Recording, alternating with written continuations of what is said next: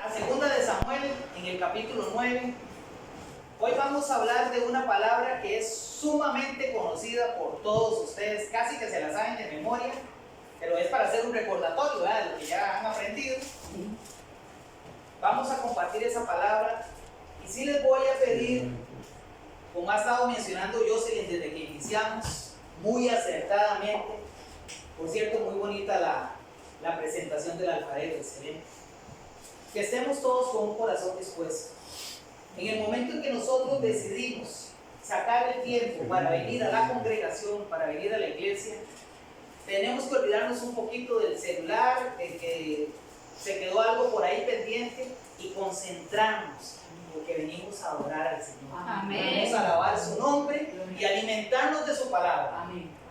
Segunda de Samuel, capítulo 9, versos del 1 al 13. Dice así la bendita palabra del Señor. Y si en algún momento no me escuchan, por favor, me hacen una seña, aunque no creo que no me vayan a escuchar. Dijo David: ¿ha quedado alguno de la casa de Saúl a quien haga yo misericordia por amor de Jonatán? Y había un siervo de la casa de Saúl que se llamaba Siba, al cual llamaron para que viniese a David. Y el rey le dijo: ¿eres tú Siba? Y él respondió: tu siervo. El rey le dijo: ¿no ha quedado nadie de la casa de Saúl a quien haga yo misericordia de Dios? Y Siba respondió al rey: aún ha quedado un hijo de Jonatán, lisiado de los pies.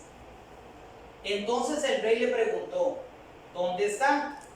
Y Siba respondió al rey: he aquí, está en casa de Maquir, hijo de Amiel, en Lodebar. Entonces envió el rey David y le trajo de la casa de Maquir, hijo de Amiel, de Lodebar. Y vino Mefiboset, hijo de Jonatán, hijo de Saúl, a David, y se postró sobre su rostro e hizo reverencia. Y dijo David: Mefiboset. Y él respondió: he aquí tu siervo. Y le dijo David: no tengas temor, porque yo a la verdad haré contigo misericordia por amor de Jonatán tu padre, y te devolveré todas las tierras de Saúl tu padre, y tú comerás siempre a mi mesa. Y él, inclinándose, dijo: ¿quién es tu siervo para que mires a un perro muerto como yo? Entonces el rey llamó a Siba, siervo de Saúl, y le dijo: todo lo que fue de Saúl y de toda su casa, yo lo he dado al hijo de tu señor. Tú pues le labrarás las tierras, tú con tus hijos y tus siervos, y almacenarás los frutos, para que el hijo de tu señor tenga pan para comer. Pero Mefiboset, el hijo de tu señor, comerá siempre a mi mesa. Y tenía Siba 15 hijos y 20 siervos. Y respondió Siba al rey: conforme a todo lo que ha mandado mi señor el rey a su siervo, así lo hará tu siervo. Mefiboset, dijo el rey, comerá a mi mesa como uno de los hijos del rey. Y tenía Mefiboset un hijo pequeño que se llamaba Micaía, y toda la familia de la casa de Siba eran siervos de Mefiboset. Y moraba Mefiboset en Jerusalén, porque comía siempre a la mesa del rey y estaba lisiado de ambos pies. Amén.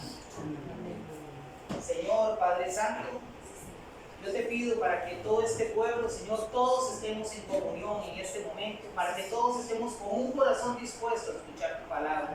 Espíritu Santo, que tú fluyas aquí en los corazones de cada uno de nosotros, que esta palabra sea rema para nuestras vidas, Señor. Somos todos aquí instrumentos en tus manos y estamos para servirte, Señor. Háblanos, habla a tu pueblo, Señor, que está sediento de tu palabra, y dirige nuestros pasos para que, alimentados por tu palabra, también podamos ir a otros hermanos a predicarla y a anunciar que el reino está cerca, que pronto vas a venir por tu pueblo, Señor. En el nombre de Jesús. Amén. Amén. Amén. Bueno, mis hermanos, la gloria del Señor es tan grande su misericordia es tan inmensa para con nosotros y nosotros no la merecemos. Ninguno de nosotros merece la misericordia de Dios. Si por nosotros mismos, por nuestras obras, quisiéramos ser salvos, ninguno de nosotros lo podría lograr. Pero la misericordia del Señor es tan grande que Él envió a su Hijo Jesucristo a nuestras vidas. Y por amor a Jesús, por el sacrificio que Él hizo en la cruz, por usted y por mí, hoy tenemos la salvación. El Señor ha derramado su gracia. Amén. No lo hizo ni por usted ni por mí, porque ni usted ni yo merecemos su gracia y su misericordia. Romanos 3:10 dice: no hay justo, ni siquiera uno.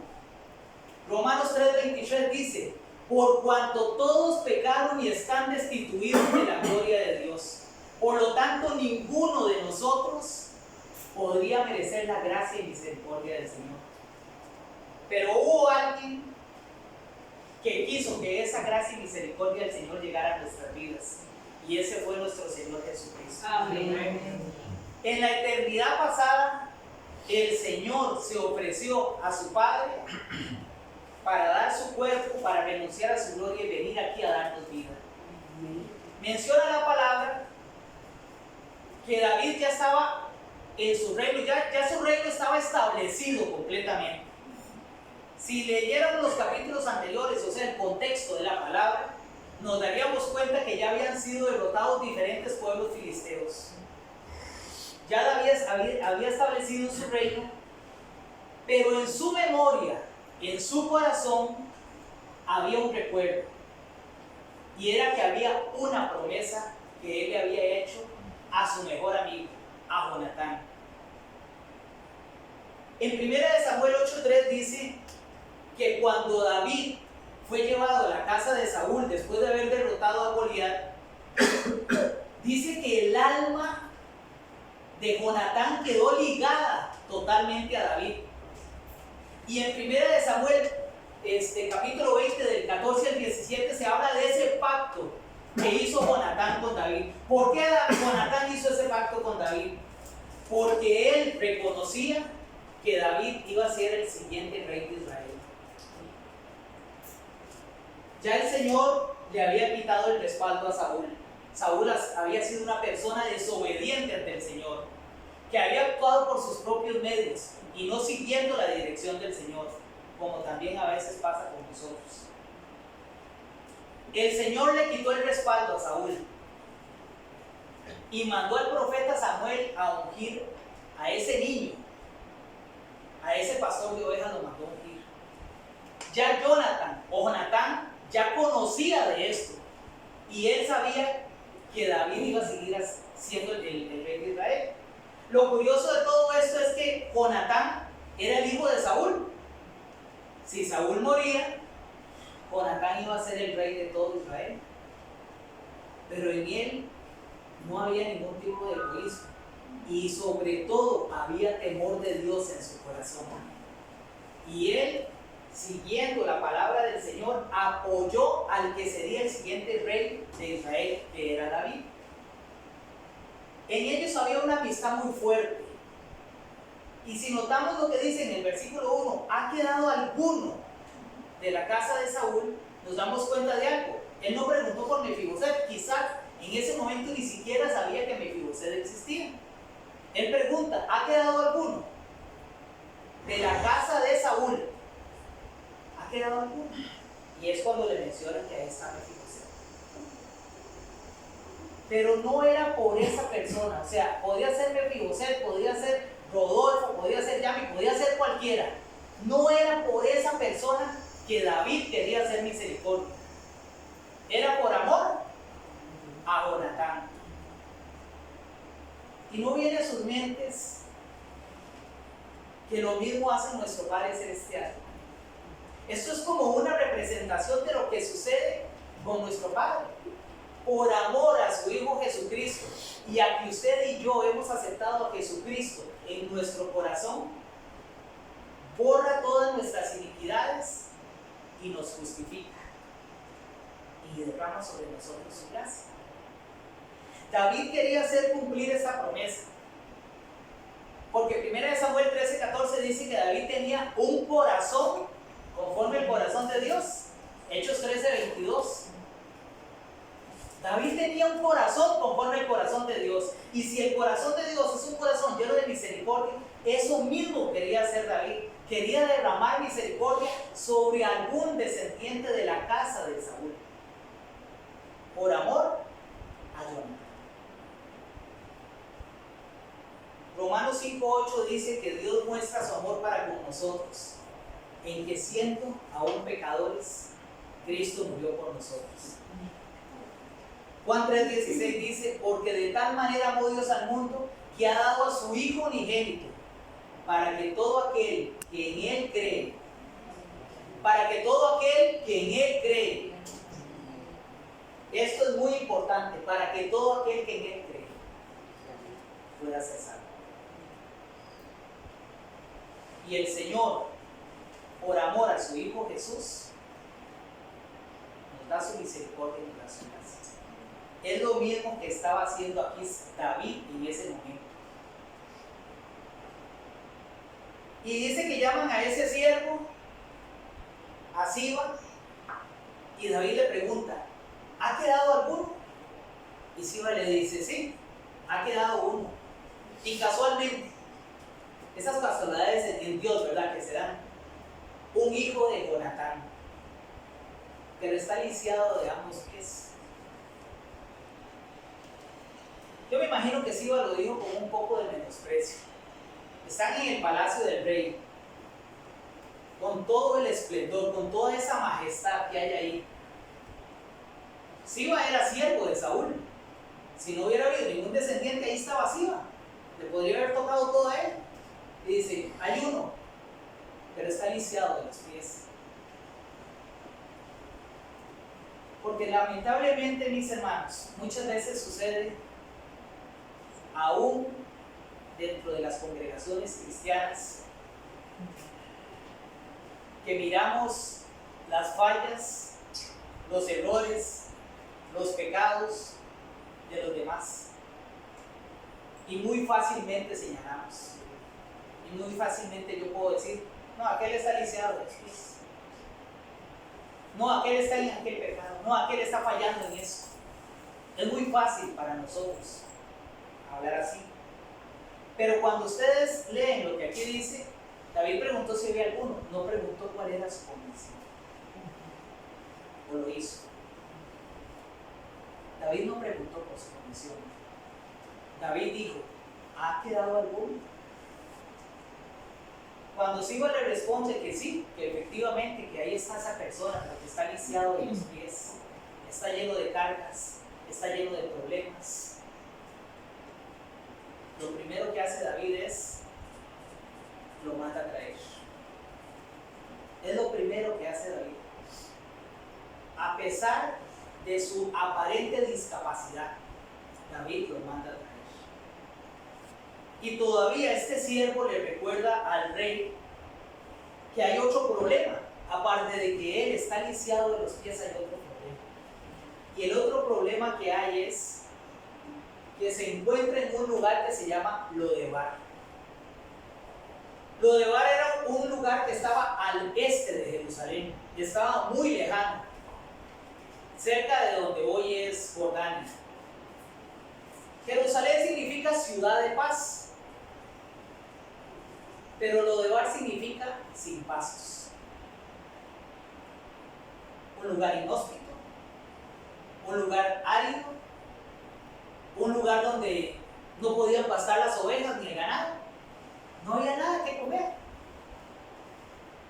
Lodebar era un lugar donde iban todos los que estaban endeudados, los ladrones, los mendigos, los rechazados, los que estaban en soledad, los que estaban enfermos.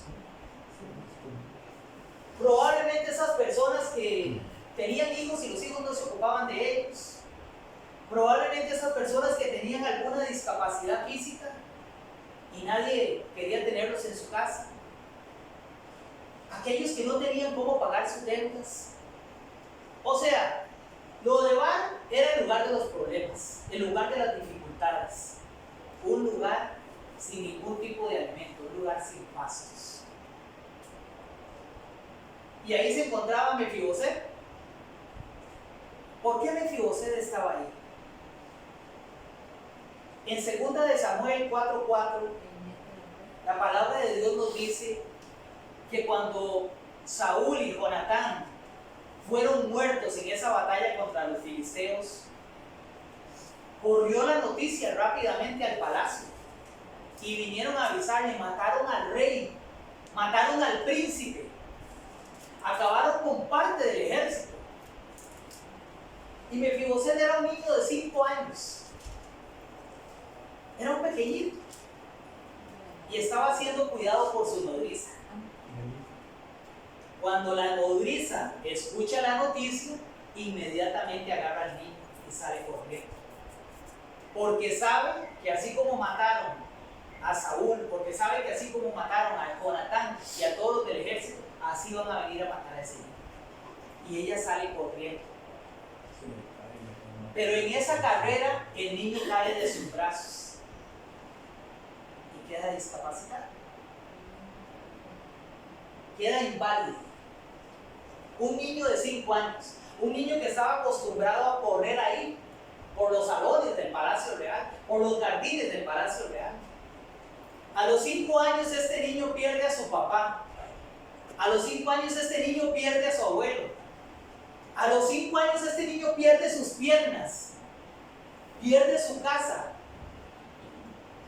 Y esa nodriza sale corriendo y se lo lleva al único lugar a donde podía ir, a Lodebar, a un lugar apartado, a un lugar olvidado por el mundo, a un lugar donde se podía esconder para que a este niño no lo mataran.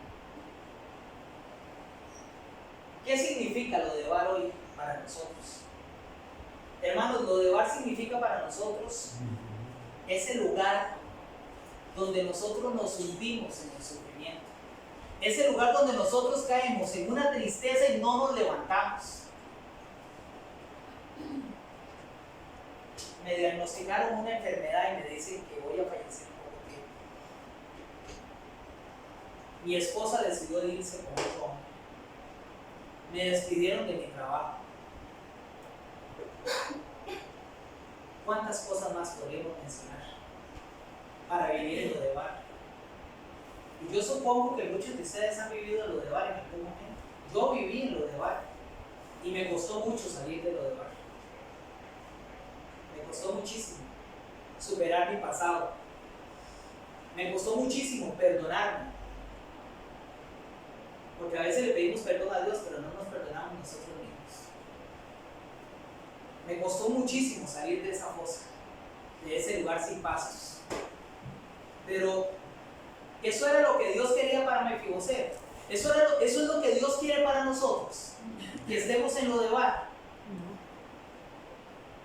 Yo sé que es difícil sobrellevar muchas veces los problemas, pero ¿no les parece a ustedes que sin Dios es más difícil todavía? Si yo estoy en Lodebar, voy a estar hundiéndome cada vez más en los problemas y nunca voy a encontrar una respuesta, porque yo no soy Dios, porque yo no tengo esa sabiduría. Solo saliendo de ese lugar de miseria y de inmundicia y buscando Jerusalén, que en el plano espiritual Jerusalén significa la presencia de Dios. Solo saliendo de ese lugar de inmundicia, buscando la presencia del Señor, es como yo puedo salir de esa tristeza, de esa angustia, de eso que me está batiendo, de ese problema con el que estoy luchando. Posiblemente estoy teniendo un problema con el licor, con las drogas. Posiblemente estoy teniendo un problema de infidelidad. Pero yo solo no lo voy a poder superar. Si yo no salgo de ese lugar de miseria y tristeza y busco la presencia de Dios, yo me voy a hundir cada vez más. Yo necesito salir de Lodebar.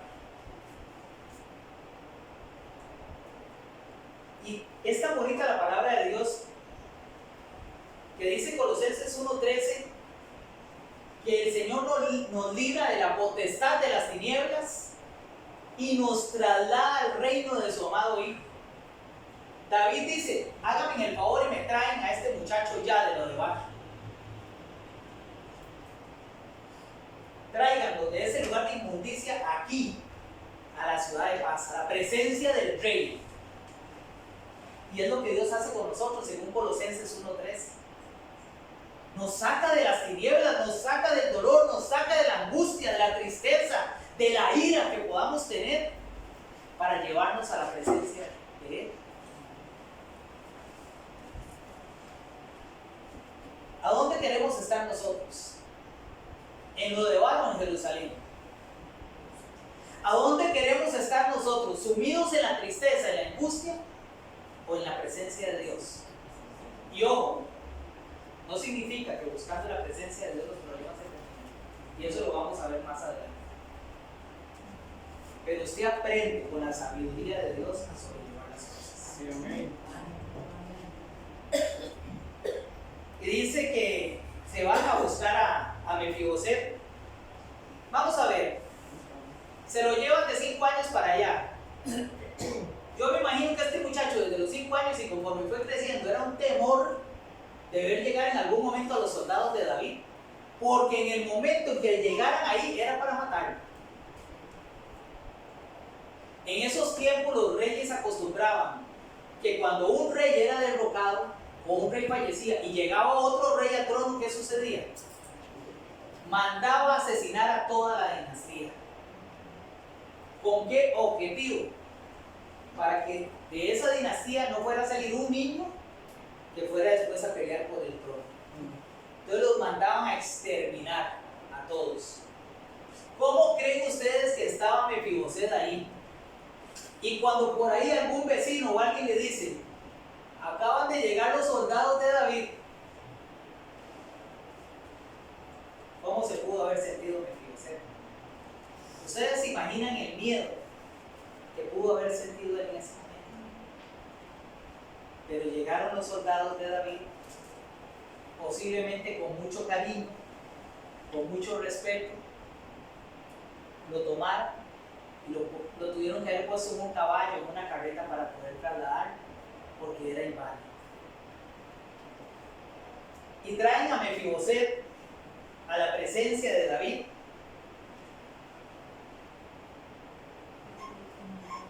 Él llega y se postra ante el rey, como nosotros debemos hacerlo ante el Rey de Reyes y Señor de Señores. Que nosotros debemos postrarnos cuando estamos buscando la presencia de Dios. Y quiero que sepan que postrarse no es solo ponerse de rodillas. Cuando la palabra de Dios dice, en los tiempos de Jesús, que la gente se postraba, era poner la frente en el piso. Eso es postrarse. Es decirle al Señor, humildemente reconozco que yo no soy nada sin ti, y toda la gloria y toda la honra te la doy a ti. Y él viene y se presenta ante el rey y se postra sobre su rostro y hace reverencia. Posiblemente todavía está lleno de miedo de qué va a suceder ahí en ese momento. Y vieran, hermanos, que cuando yo estudiaba esta palabra, porque esta palabra a mí me ha tocado profundamente en mi vida, yo me imagino a David viendo a Mefiboset ahí, postrado en el piso. Y yo no puedo dejar de pensar en que David miraba a Mefiboset con ternura. ¿Y por qué les digo esto? Mefiboset era el hijo de Jonatán, el amigo del alma de David, porque la misma palabra, si ustedes van a 1 Samuel, dice que se amaban con todo el alma. Jonatán amaba a David como a sí mismo, como el Señor Jesús nos dijo a nosotros. Ese fue un mandamiento que el Señor Jesús nos dejó a nosotros: amaos los unos a los otros. Y ese era el amor que tenía Jonatán hacia David y David hacia Jonatán. Cuando él ve desde su trono a este muchacho ahí postrado, yo no puedo dejar de imaginarme la ternura que había en los ojos de David. Y seguro él dentro de sí, tal vez no lo dijo, pero dentro de sí seguro decía: el hijo de mi mejor amigo, de mi amigo del alma, aquí está. Como cuando uno a veces en la calle se topa al hijo o a la hija de un amigo, de uno que uno quiere muchísimo. Mire, aquí es donde está, y uno quiere como abrazarlo y todo. Claro, ahora los jóvenes no se dejan, ¿verdad? Pero uno quiere eso, ¿verdad? Eso tuvo que haber sentido David cuando vio a Mefiboset ahí. ¿Y qué es lo primero que le dice? ¿Ustedes recuerdan qué es lo primero que David le dice a Mefiboset? ¿Alguno lo recuerda? Lo llama por su nombre. La primera palabra que sale de la boca de David es Mefiboset. Vean, yo les voy a decir una cosa. Si yo hubiera sido Mefiboset y voy al palacio, me llevan unos soldados, y yo sé que yo soy descendiente de Saúl, que Saúl anduvo persiguiendo a David para matarlo varias veces, y ya estoy ahí frente al rey, y él se va a dirigir a mí, yo estoy nervioso, posiblemente con ganas de orinar, no sé qué hacer, y siento, percibo que lo primero que me va a decir ese hombre es: aquí estás, ya te tengo, ahora sí, te voy a cortar la cabeza. Ese hombre está muerto de miedo en ese momento. Y David le dice, Mefiboset, lo llama por su nombre.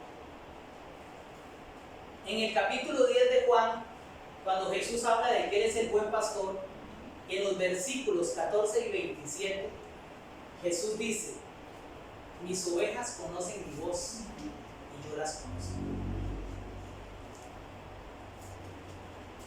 Jesús, cuando te llama a ti, me llama a mí, nos llama por su nombre. Eugenia, Silvia, Rodolfo, el Señor nos llama por nuestro nombre y lo hace con ternura y lo hace con cariño, lo hace con amor. Es la manera en que el Señor se dirige a nosotros, no con una voz de trueno, lo hace con amor. Y es lo que David en este momento le dice a Mefiboset con cariño. Y después de hablarle con amor, le dice: no tengas temor. No tengas temor. Yo sé que ahí estás temblando de miedo, estás orinando ahí estás muerto de miedo, pero no tengas temor, porque yo a la verdad haré contigo misericordia por amor de Jonatán. Es lo mismo que nos dice nuestro Señor a nosotros. Nuestro Padre del cielo nos dice: no tengas miedo, no tengas temor, porque yo haré contigo misericordia por amor de mi Hijo Jesucristo. Porque tú pusiste tu fe en mi Hijo Jesús, porque tú confiaste en Él, porque tú declaraste que Él era tu Señor. No tengas miedo. Estas palabras de David a Mefiboset fueron un bálsamo a su corazón. De la misma manera el Señor nos habla a nosotros. Las palabras del Señor hacia nosotros son un bálsamo para dar paz a nuestro corazón, aún en medio de nuestras angustias, aún que hayamos todavía pasado un proceso donde estemos apenas como saliendo de lo de Bar. Cuando en este momento David le dice a Mefiboset: no tengas temor, y yo estoy estudiando esta palabra, viene a mi mente la mujer adúltera en Juan capítulo 8. Está Jesús ahí y los fariseos, como siempre, andaban buscando la manera de tentar a Jesús y de provocarlo y de hacerlo caer en un error, cosa que nunca pudieron lograr. Van y traen una mujer que la encontraron en el acto mismo de adulterio.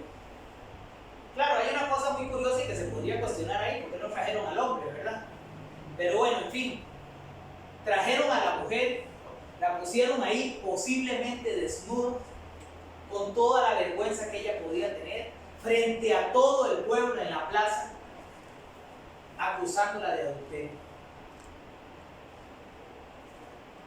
Y vean, hermanos, en esos tiempos cuando se habla de que lapidaban a la gente, no crean ustedes que eran piedritas así.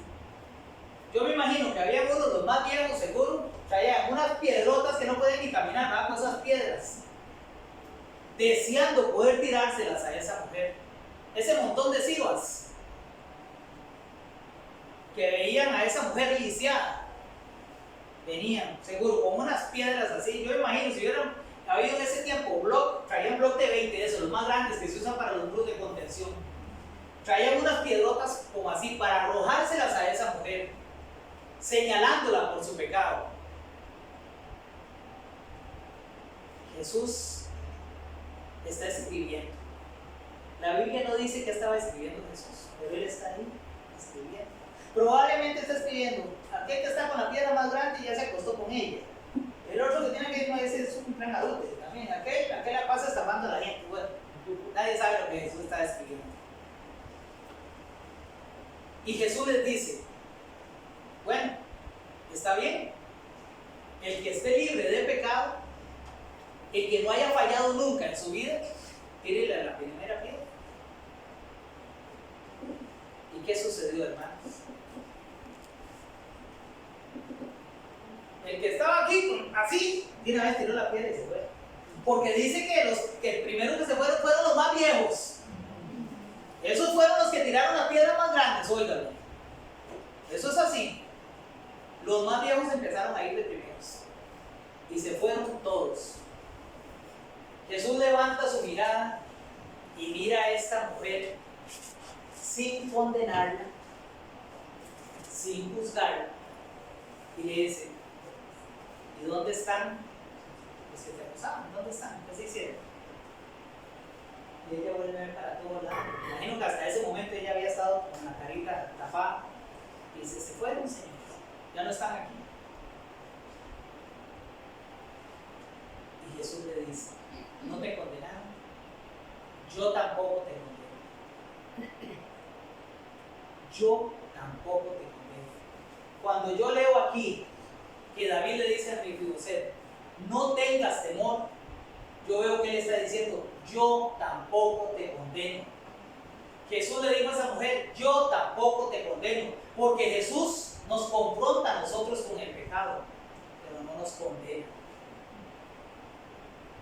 ¿O no le correspondió a Jesús pasar por Samaria y encontrarse con esa mujer que estaba en el pozo, que llegó al pozo a recoger agua, a 1 kilómetro del pueblo, a mediodía, cuando no era esa la hora en que las mujeres iban a recoger agua al pozo? Iban en la mañana o en la tarde. ¿Por qué esa mujer iba a mediodía a recoger agua al pozo? Posiblemente no querían que las demás viejas la señalaran y la criticaran, ¿verdad? Pero en todas las viejas de Pato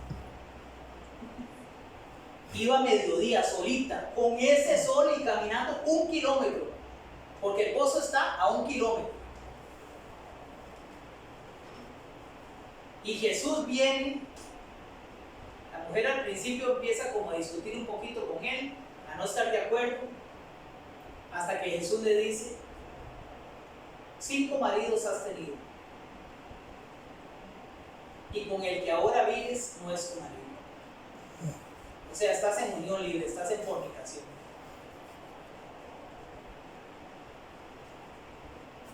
Pero no vemos ahí que Jesús la condena. Porque antes de decirle eso, ya Jesús, ¿qué le había dicho a ella? Si tú supieras con quién estás hablando, me pedirías a mí agua viva y yo te la daría. El agua viva, el agua que quita la sed, el agua que hace que nunca más vuelvas a tener sed. Y vean qué curioso. Esa mujer arroja el cántaro. Probablemente lo único que tiene para subsistir, porque iba a traer agüita en ese cántaro. Y dicen que lo arroja y sale en carrera y corre 1 kilómetro para ir a decirle a todos los hombres del pueblo que el Mesías se acaba de morir. ¿Y qué sucede en ese lugar, hermanos? La palabra de Dios dice que todos los viejos se vinieron. Dice que muchos creyeron por la palabra de la mujer, por su testimonio. Muchos creyeron y le pidieron a Jesús que se quedara 2 días más, y después se convirtieron muchos más. Yo me pregunto, ¿por qué hay tantos IVAs ¿Por qué hay tantas personas que piensan que porque usted fracasó en algún momento, que en algún momento usted falló, ya el Señor no lo puede volver a utilizar a usted como un instrumento en sus manos? Cuando ahora veíamos al alfarero, y es que el alfarero es Dios y Él tiene el barro que somos nosotros en sus manos. Y cuando ustedes lean todo ese capítulo 18 de Jeremías, se van a dar cuenta que hay un momento donde el barro se rompe. Eso queda hecho pedazos. Nadie podría volver a armarlo excepto Dios.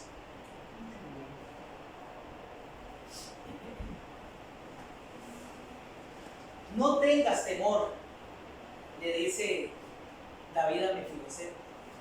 Ya estás aquí, estás en mi presencia. Ya no estás en Lodebar. Ya no estás en ese lugar de miseria e inmundicia. Ya estás aquí.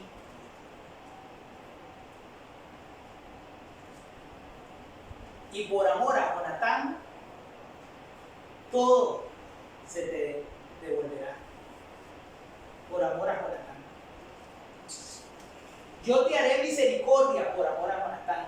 Y es lo mismo que el Señor nos dice hoy a nosotros. Por amor a mi Hijo Jesucristo, yo tendré misericordia de ti. ¿No es hermoso eso, mis hermanos? En 1 de Reyes 8:56 dice que Dios siempre cumple sus promesas. Aquí David estaba cumpliendo la promesa que le había hecho a su hermano del alma Jonatán. Y de la misma manera, Dios, nuestro Padre, cumple sus promesas. Y Él nos ha prometido que todo aquel que crea en su Hijo Jesucristo será salvo. Amén. Vean qué bonito, porque después de que Él le dice que haré contigo misericordia por amor a Jonatán y comerás siempre a mi mesa, dice que Él, inclinándose, le dice: ¿quién es tu siervo para que mires a un perro muerto como yo?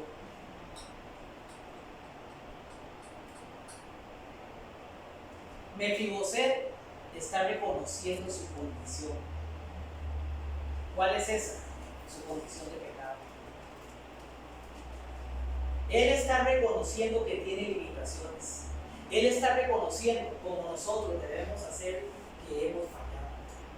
Y cuando yo me presento ante el Rey y me postro ante su presencia, es para reconocer que soy una persona pecadora.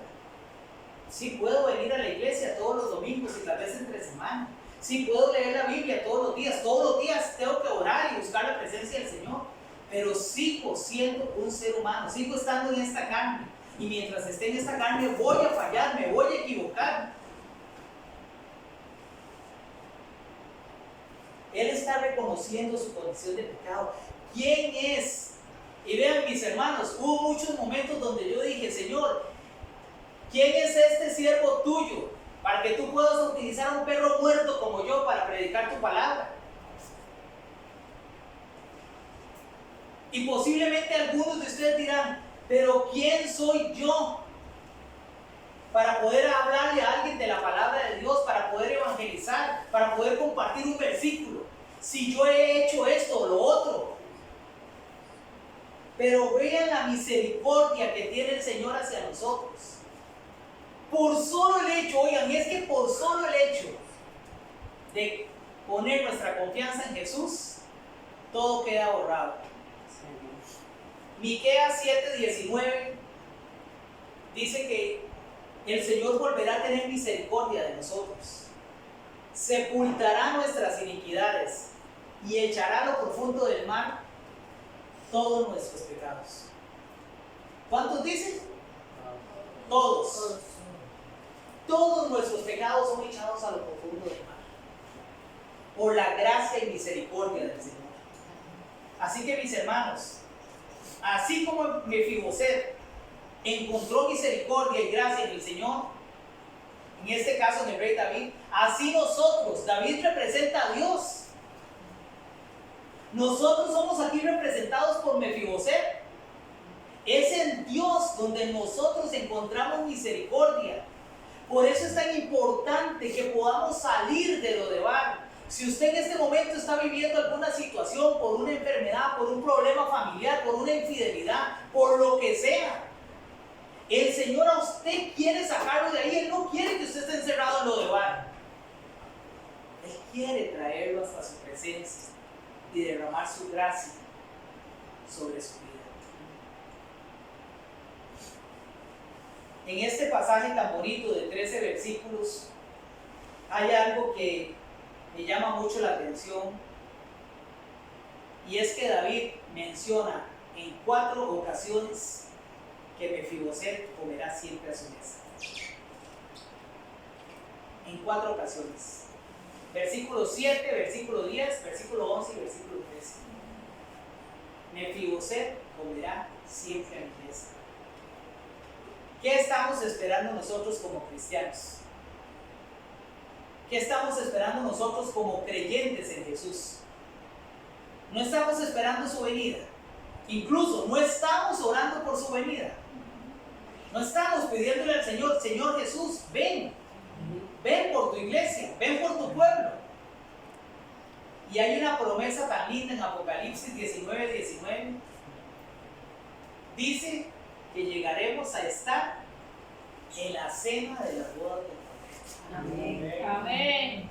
Que es lo que todo creyente debe anhelar. Cuando Jesús estaba con sus discípulos y ya iba a partir, ¿qué les dijo a sus discípulos? Me iré a preparar moradas.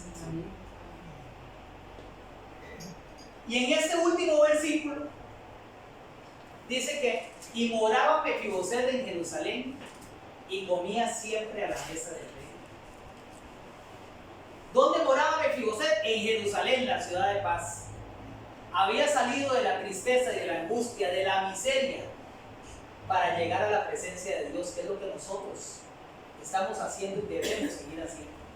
Y dice, y comía siempre a la mesa del rey. Estaba siempre en su presencia. Y el versículo termina diciendo, y estaba lisiado de ambos pies. Porque mientras estemos aquí, nosotros seguimos teniendo debilidades. Mientras estemos aquí, seguimos teniendo problemas. El que les diga a ustedes que en el momento en que se hacen creyentes o se hacen cristianos dejan de tener problemas, déjenme decirles que les mintió. Porque en muchas iglesias se acostumbra a decirles eso a una persona que se está convirtiendo: se acabaron los problemas. Eso solo va a suceder cuando el Rey venga por nosotros. Amén. Pero mientras tanto seguimos lisiados de ambos pies. ¿Qué quiere decir eso? Siguen habiendo problemas. Yo sigo teniendo a veces problemas en mi trabajo, más que soy oficial de seguridad. Algunos de ustedes tendrán problemas en una oficina, en la escuela, en el colegio. ¿Cierto o no? Seguimos lisiados, pero ¿dónde estamos? Estamos lisiados, pero ya no estamos en lo de bar. Ahora estamos en la presencia del Rey. ¿Qué es lo que nosotros estamos haciendo aquí? Buscando la presencia de nuestro Rey. Y hermanos, les voy a decir una última cosita. Cuando Adán y Eva pecaron y se dieron cuenta que estaban desnudos, van y agarran y hojas de higuera y se hacen unos delantales, le dan los taparrabos. Pero cuando escuchan que el Señor anda en el jardín, van y se esconden. Si usted falló, si usted pecó, ¿por qué se esconde de Dios? Si usted falló, si usted pecó, lo que usted debe hacer es ir con toda su vergüenza, o sea, sin ponerse las hojas de higuera, sin ponerse los taparrabos, ir y decirle al Señor: fallé, me equivoqué, perdóname, Señor. Pero ellos se escondieron. ¿Ustedes creen que Dios no sabía dónde estaban? Claro que sabía dónde estaban, pero le pregunta: ¿dónde estás, Adán? Porque ya él sabe que fallaron. Y resulta que cuando salen de ahí es cuando ocurre la primera mención de la redención en la Biblia. ¿Ustedes sabían que fue en Génesis? Y fue ahí en Génesis 3, cuando Dios dice que tiene que matar unos animales y hacer unas túnicas de pieles para vestirlos a ellos. Es la primera mención de la redención en la Biblia. El primer sacrificio de un ser inocente para derramando su sangre para cubrir el pecado de estos dos. Hermanos, no nos escondamos de la presencia de Dios. Vamos a seguir fallando porque somos seres humanos, pero busquemos la presencia de Dios. Vea, si usted está en infidelidad, no se quede en eso. Arrepiéntase, pídale perdón a Dios. Ya ustedes vieron el caso de la mujer samaritana. El Señor la perdonó, sí la confrontó con su pecado, pero no la condenó. A la mujer adúltera se la trajeron, estaba hasta desnuda, seguro, no la condenó. El Señor nos perdona. Mefiboset llegó ahí lleno de culpa, lleno de miseria, lleno de inmundicia, y siguió comiendo a la mesa del rey, y ahí se quedó en el palacio. Si estamos en un estado en que estamos fallando y pecando contra Dios, que es santo, 3 veces santo, Amén. no sigamos así, hermanos. Busquemos la presencia de Dios, rindámonos, postrémonos y pidámosle perdón, y el Señor, por el amor a su Hijo Jesucristo, va a derramar su gracia sobre nosotros. Amén. Que Dios